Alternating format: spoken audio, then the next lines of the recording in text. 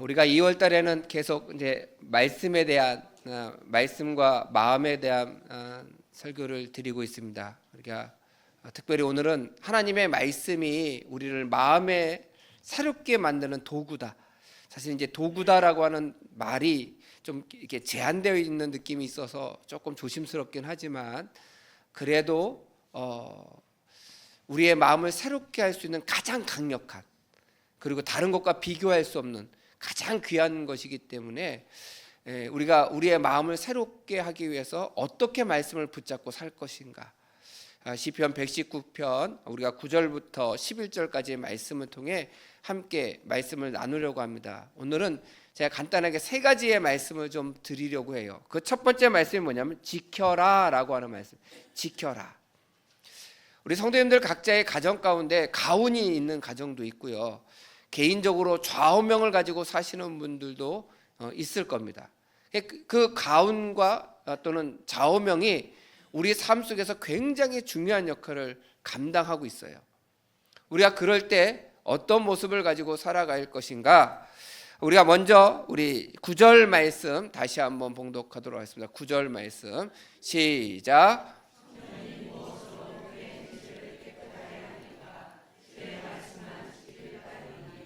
아멘. 청년이 고민하는 거예요. 청년이 고민해요. 그래서 청년은 정말 청년만 얘기하는 게 아니에요. 여기서 모든 성도들을 다 얘기하는데 고민하는 거예요. 어떻게 하면 내가 선하게 착하게 살 수 있을까? 나의 행실이 깨끗해질 수 있을까? 어떻게 하면 내가 쉽게 말하면 죄 짓지 않고 살 수 있을까? 이걸 고민하면서 살아보는 거예요. 이걸 고민하면서 살아보는데 여기서 그러면 이 청년이 내가 어떻게 하면 깨끗하게 살 수 있을까를 고민해 봤더니 나름대로 얻은 결론이 뭐라고 이야기하냐면 오늘 말씀에 주의 말씀만 지킬 따름이니이다. 지킨다는 거예요. 주의 말씀을 지킨다는 거예요. 그래서 제가 첫 번째 드리고 싶은 말씀은 지켜라 라고 하는 거예요. 지켜라. 우리 따라하세요. 지켜라. 지켜라는 뭘 지킨다, 어떤 의미를 가지고 있냐면, 지킨다라고 하는 말은 샤마르라고 하는 단어 쓰는데 이런 단어 모르셔도 좋아요. 근데 뜻을 아셔야 돼요. 지킨다라고 하는 것은요, 파수꾼이 성벽 위에서 살펴본다라고 하는 뜻이에요. 파수꾼이 성벽 위에서 살펴보는 거예요. 이 파수꾼이 어떤 역할을 하는 거냐, 저기 멀리서부터 오는 걸 보는 거죠. 그렇죠?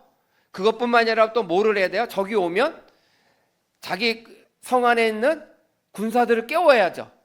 전쟁을 준비하셔야 될 거 아니에요. 깨우는 거예요. 그 다음에 전쟁을 대비하는 역할까지 하는 것이 누구의 역할이냐면 파수꾼의 역할이에요. 이게 하나님의 말씀의 역할이라는 거예요.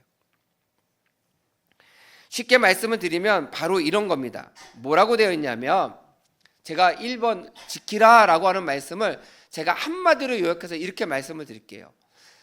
감정에 치우치지 말고 말씀대로 살아라, 이거예요. 그러니까 우리가 보통 그런 얘기들 많이 해요. 우리 성도님들, 사람은 이성의 동물이다 이렇게 얘기하죠. 근데 사람은 이성의 동물이에요? 제가 보면 사람은 감정의 동물이에요. 이성적으로 옳은 얘기를 했어도 기분 나쁘면 감정적으로 대해요? 이성적으로 대해요? 감정적으로 대해요. 어떤 꼬마가 옛날에 유퀴즈라고 하는 그 프로그램에 나와서 물어봐요. 야, 잔소리와 조언의 차이가 뭔지 아니? 그랬더니 그 아이가 그러더라고요. 잔소리는요 기분이 나쁜데 조언은 더 기분이 나빠요. 그렇게 얘기하더라고요. 그러니까 이 아이에게 있어서는요, 잔소리든 조언이든 자기한테 하는 얘기는 뭐예요? 기분 나쁘다는 거예요. 기분 나쁘다는 거예요. 그 기분 나쁜 것 때문에 아무리 좋은 소리를 해도 받아들여요, 안 받아들여요? 안 받아들여요. 어떻게? 이성의 동물이에요. 감정의 동물이에요. 우리는 감정에 의해서 살 때가 참 많이 있어요. 어떤 청년이요, 직장에 출근을 했는데 그 전날 일을 마무리하지 못했던 것 때문에 상사에게 엄청나게 혼나요. 근데 그게 그렇게 혼날 만한 일이 아닌 거예요. 아무리 자기가 생각을 해도 내가 이 정도 문제를 가지고 이렇게 혼나야 되나? 근데 찍소리 못하고 상사가 뭐 야단을 치니까 그 소리를 다 들었어요. 속상해가지고요. 자기 자리에 딱 앉았는데 갑자기 단톡방이 하나 생겼어요. 단체 카톡방이 하나 생겼어요. 상사 빼고 그 사무실에 있는 사람들끼리 쫙 모였어요. 아유, 속상했겠다. 아니, 별것도 아니고 가지고 이렇게 승질을 부려? 그러니까 그 옆에 있는 사람이, 그게 하루 이틀 일이야? 맨날 그러잖아. 근데 그 옆에 있는 사람이 또 카톡에다 뭐라고 했냐면, 승질이 더러워서 그래. 또 옆에 있는 사람이 또 카톡에 올렸는데 뭐라고 올리냐면, 오늘 집에서 부부싸움 했나 보지? 우리한테 화풀이 하네? 막 이렇게 올리는 거예요. 근데 야단 맞은 사람은 그것을 보면서 뭐 위로도 받지만 더 속상하잖아요. 그래서 자기도 거기에 카톡방에 정말 속 시원하게 그 상사를 욕하고 싶은 마음이 들어서 휴대폰을 들어서 카톡을 막 하려고 하는 순간 하나님의 말씀이 딱 떠오른 거예요. 어떤 말씀이 떠올랐느냐? 시편 19편 14절 말씀. 우리 함께 봉독할까요? 시편 19편 14절 말씀. 시작.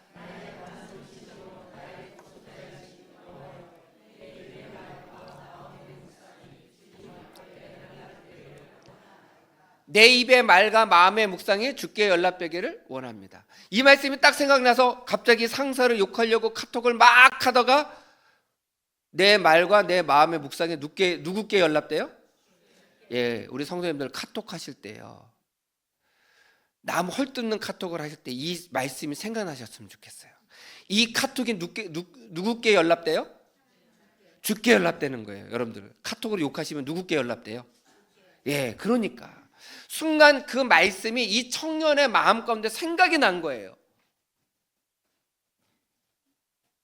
어떻게 이 말씀이 생각이 났는데 거기에 생각이 났음에도 불구하고 상사를 욕할 수 있는 카톡을 칠 수 있겠어요?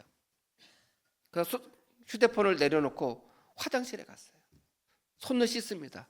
마음을 정리합니다. 내가 야단 맞을 짓을 하지 말아야지. 그리고 털어버려야지. 그리고 마음을 정리하고요, 자리에 딱 앉았는데 마음이 너무 편한 거예요. 같이 동조 안 했다라고 하는 것보다 내가 거기에 동조해서 죄를 짓지 않았구나. 이게 하나님의 말씀이 나를 지키는 삶이에요. 다른 게 아니에요. 우리가 너무 어렵게 신앙생활을 생각하지 마시고요, 지킨다라고 하는 거는, 지켜라라고 하는 이 말씀이 어떤 것이냐면, 하나님의 말씀이 결정적인 순간에 내 삶의 파수꾼처럼 보여져서 내가 죄를 지을 만한 상황 가운데, 주여 내가 나의 행실이 깨끗해지기를 원하는데, 하나님 말씀대로 살기를 원하는데 죄를 지을 만한 그 순간에 하나님의 말씀이 딱 생각이 나서 내 마음을 지킨다? 하나님 감사합니다 하시길 바라요. 얼마나 복된 삶이에요. 하나님께서 여러분들의 마음을 지켜주신 거잖아요. 그렇기 때문에 우리는 하나님께서 우리들에게 주시는 그 말씀의 은혜를 우리가 꼭 기억하셨으면 좋겠어요. 그리고 그 말씀이 내가 죄를 지을 만한 상황 가운데 잠시 멈추시고, 하나님 깨닫게 해주세요.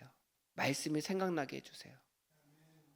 그리고 그 말씀이 내 마음을 지키게 해주세요 라고 고백하면, 그 지키려고 하는 하나님의 말씀을 통해 내 마음을 지키려고 하는 그 하나님을 향한 그 간절함 때문에 하나님께서 우리들의 마음을 지키게 해 주실 줄 믿습니다. 그런 은혜를 체험하시는 우리 성도님들 되시기를 간절히 축원드립니다. 두 번째는 찾으라예요. 찾으라. 무엇을 찾냐면, 우리 10절 말씀 우리 함께 봉독하겠습니다. 10절 말씀 시작.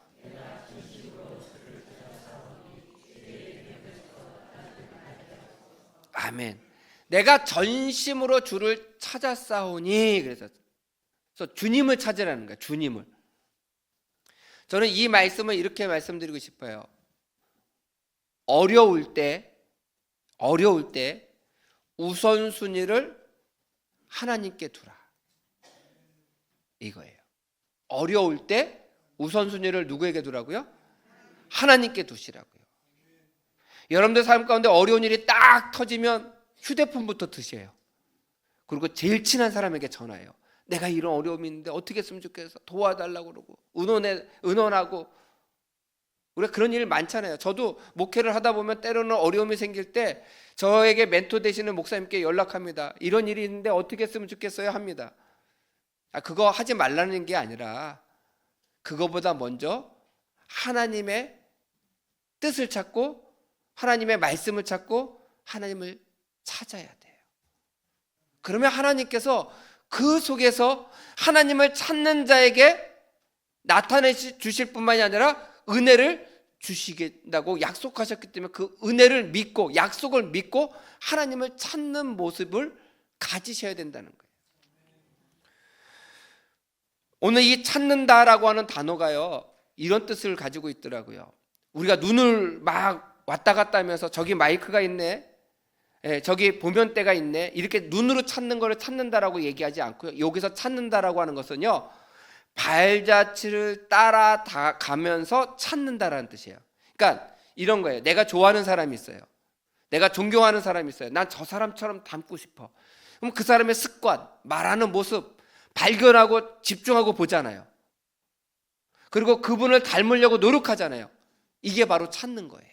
이게 바로 찾는 거예요.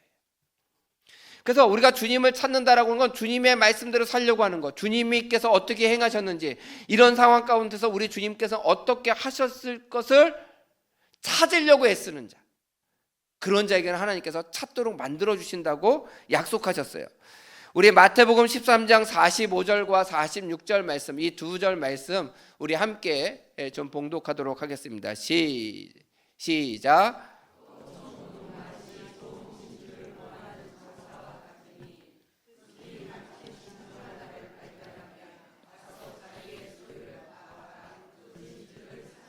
아멘. 좋은 진주를 찾으려고 막 다닌 거예요, 이 장사치는요. 그렇기 때문에 그 막 찾으려고 다닐 때 어떻게 해요? 오늘 성경 말씀 뭐냐면 극히 값진 진주, 그냥 값진 진주가 아니고요, 정말 어려운 그 값진 진주를 찾았을 때에 자기의 재산을 다 팔아서 그 진주를 산다는 거예요. 우리가 주님을 정말 만나고 싶어요. 근데 아직도 저는 주님을 못 만났어요 하시는 분들 있잖아요. 저는 그런 분들에게 말씀드리고 싶어요. 더 간절히 찾으세요. 더 간절히. 그 간절히 찾는 마음을 하나님께서 보시더라고요. 또 마태복음 7장 7절부터 8절까지의 말씀도 다시 한번 봉독하겠습니다. 다 아시는 말씀입니다. 시작. 구하라 그리하면 너희에게 주실 것이요, 찾으라 그리하면 찾아낼 것이요, 문을 두드리라 그리하면 너희에게 열릴 것이니 구하는 이마다 받을 것이요, 찾아내는 이는 찾아낼 것이요, 두드리는 이에게는 열릴 것이니라. 아멘.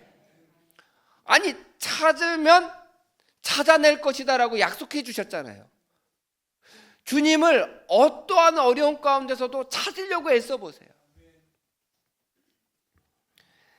제가 개척교회를 할 때요, 교회가 막 부흥하다가 교인들끼리 심하게 싸워서 한쪽 편을 들던 분들이 교회를 다 떠나셨어요.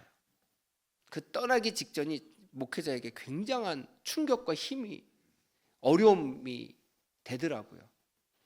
저도 그때 목회적 경험이 없어서 하나님께 기도하면 하나님이 해결해 주시겠지, 감정들, 양쪽의 감정을 하나님께서 만져주시겠지.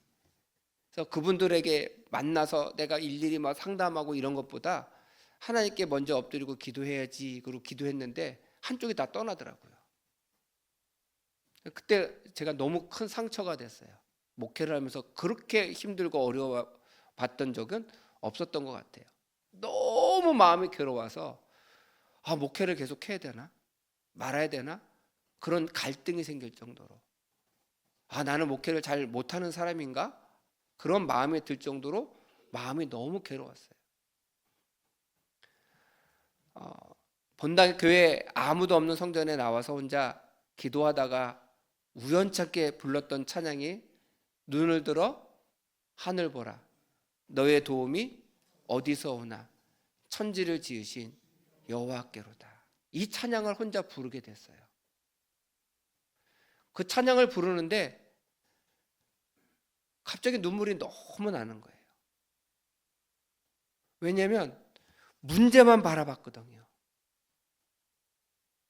이걸 목회를 어떻게 해야 되나, 그 문제, 교인들이 다퉜는데 그 다툰 것 때문에 한쪽에 나아가게 되는, 교회를 떠나게 되는 그런 문제만 바라봤더니 해결될 게 아무것도 없더라고요.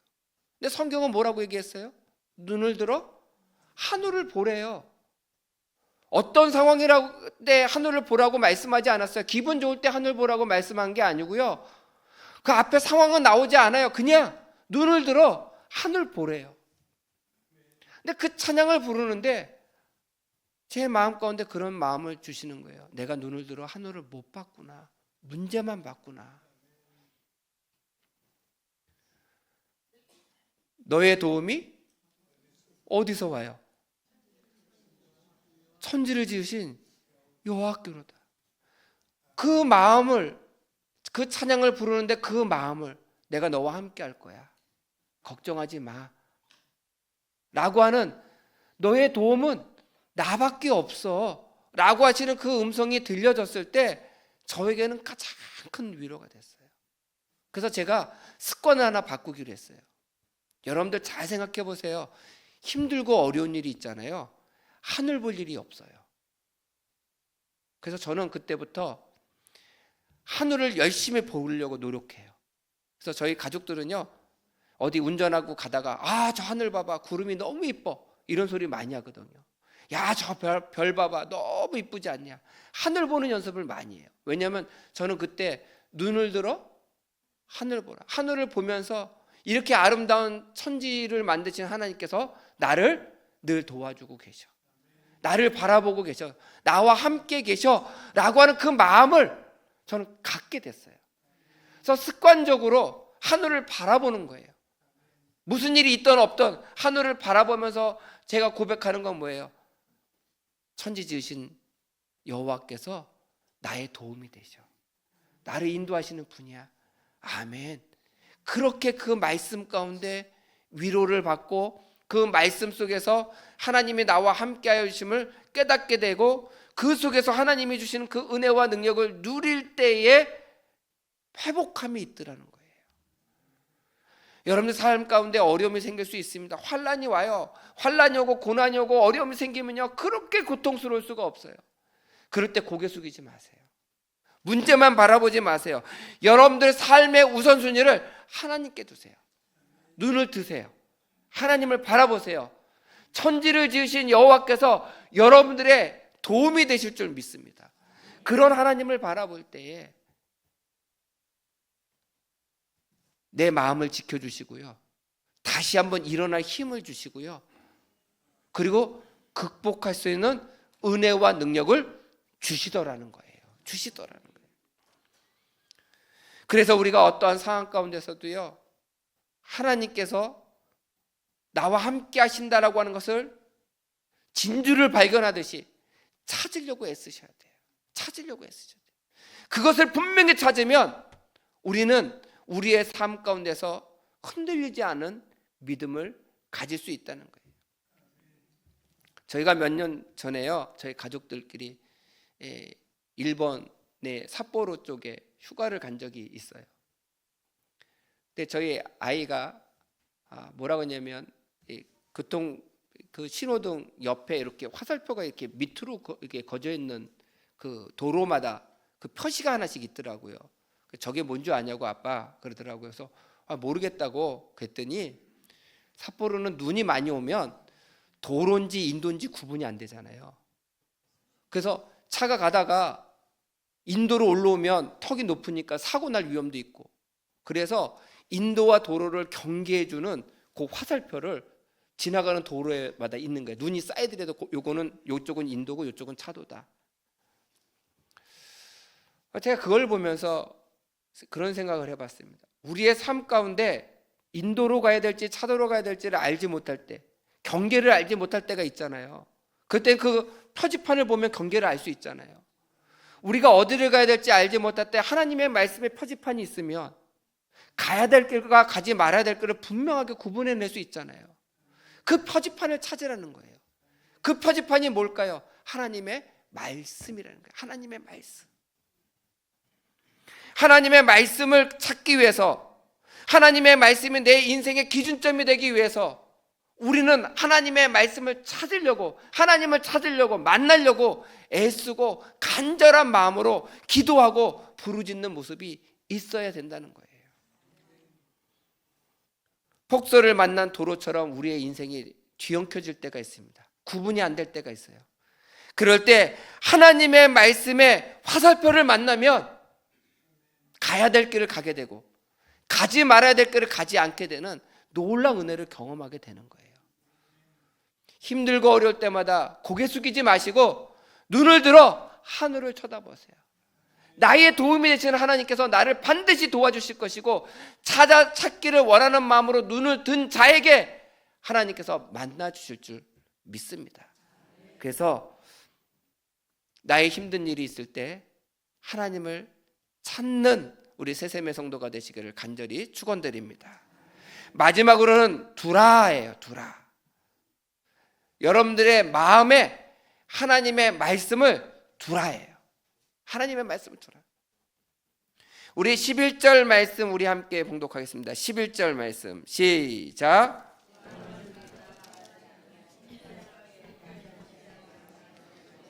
네, 우리 다시 한번 우리 한 목소리로 시작. 내가 주께 범죄하지 아니하려 하여 주의 말씀을 내 마음에 두었나이다.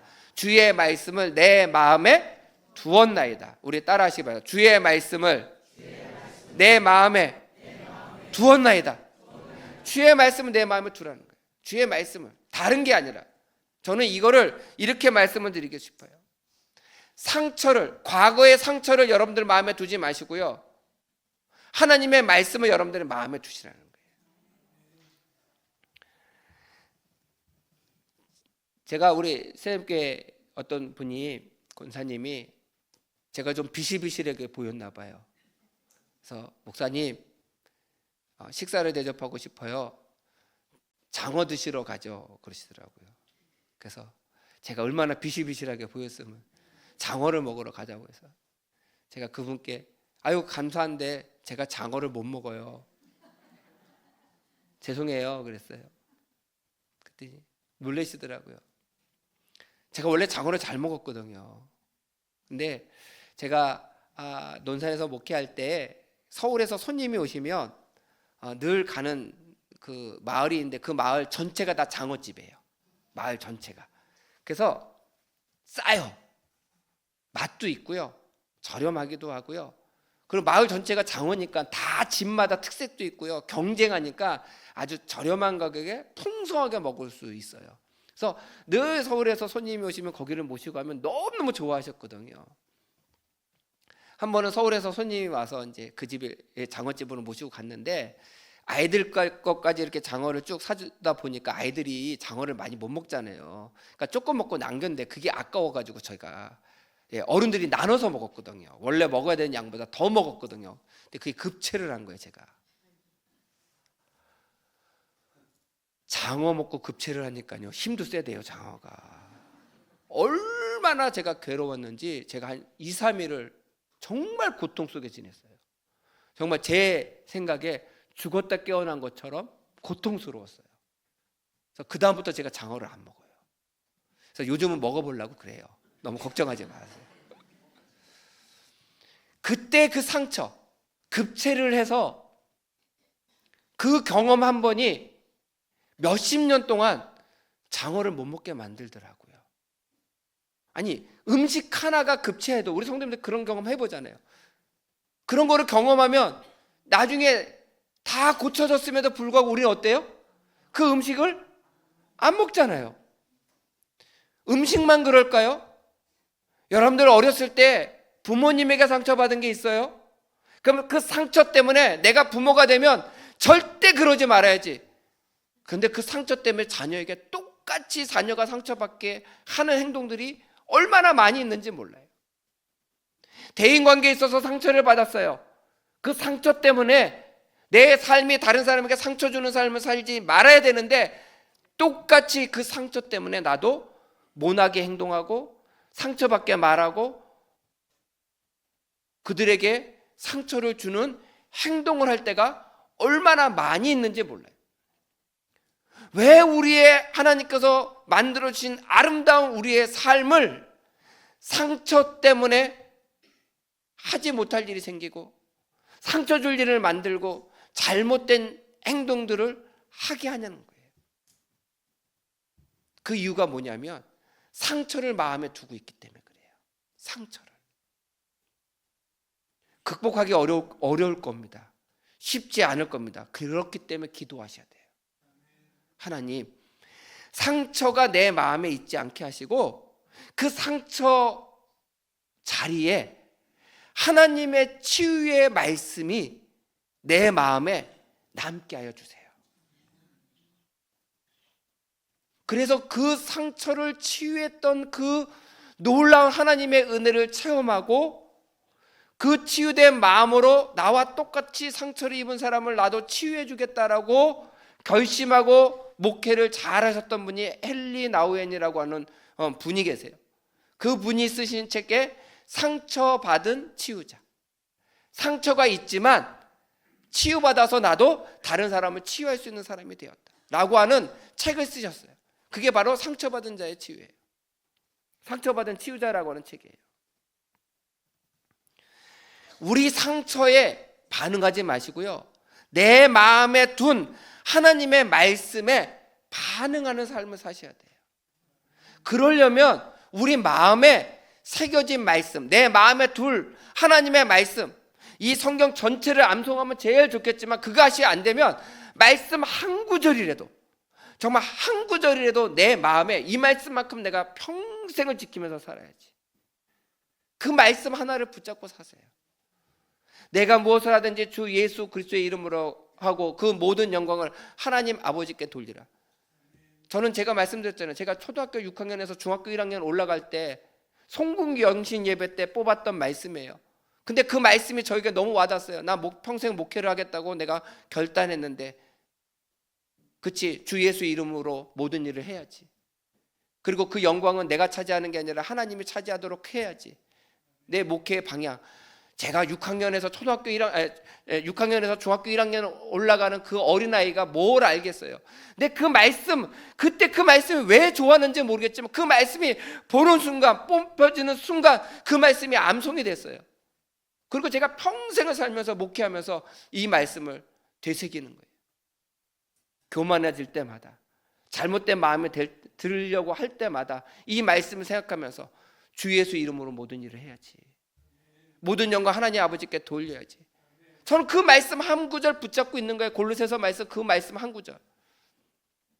여러분들도요, 여러분들 마음에 있는 상처에 그것을 붙잡고 있지 마시고요, 그래서 그 상처를 누가 건들기만 하면 발끈하고 화내고 도리어 상처 주는 더 큰 말들과 행동을 하는 사람들이 아니라, 상처를 건드렸을지라도 하나님의 말씀이 불뚝 떠오르게 하셔서 그 하나님의 말씀이 여러분들의 삶을 지탱해주고 견디게 만드는 그 말씀을 여러분들 가슴에 두라는 거예요.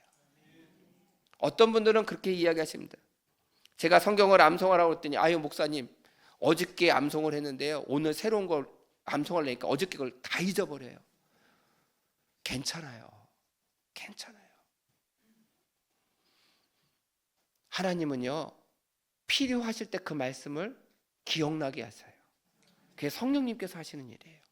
성령님께서 하시는 일들 가운데 하나님의 말씀을 기억나게 하신다고 말씀하셨잖아요.